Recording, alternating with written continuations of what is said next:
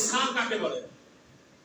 ইবাদত যে করব, আলী রাদিয়াল্লাহু আনহু বলেছেন যে আল্লাহকে আমি দেখি না সেই আল্লাহর ইবাদত থাকবে, তাহলে আল্লাহকে দেখে দেখে ইবাদত করতেছিল, সেই অন্তর বানাইতে হবে। জন্মচক্ষু যেহেতু আল্লাহকে দেখা যাবে না, কিন্তু সেই অন্তর আমাকে বানাইতে হবে।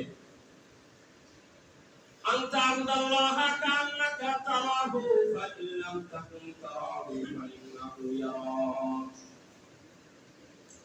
রাসূল সাল্লাল্লাহু আলাইহি ওয়াসাল্লাম বলেন, তুমি তোমরা এমন ভাবে ইবাদত করো ওয়াকে কেমন জানি তুমি আল্লাহ রাব্বুল ইজ্জতকে দেখে দেখে ইবাদত করতেছো।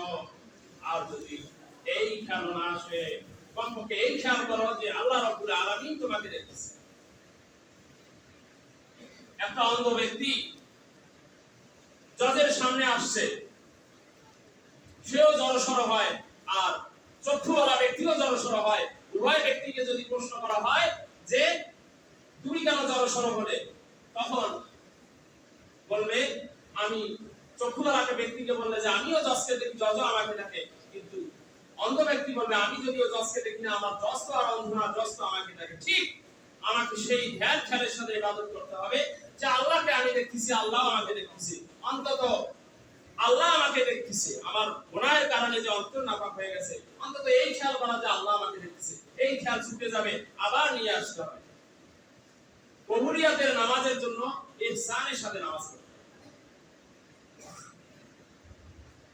তো আল্লাহ রাব্বুল ইজ্জতের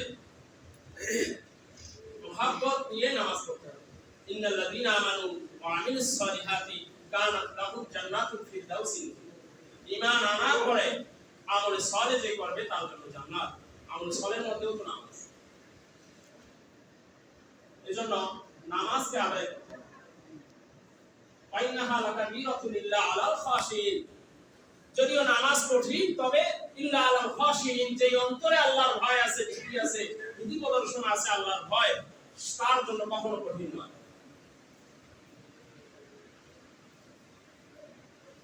আরাকায়াতে আল্লাহ তাআলা বলেছেন যে দিনের দুপ্রান্তে এবং রাতের প্রান্তে নামাজকে তোমরা সুন্দরভাবে আদায় করো। ইযহিবানাস সাইয়্যাত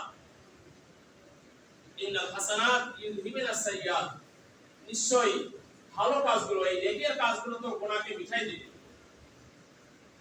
ইল্লা মান তাবা ওয়া আমানা ওয়া আমিলা আমালান সালিহান ফাউলাইকা ইউবাদদিলুল্লাহু সাইয়্যাতিহিম হাসানাত।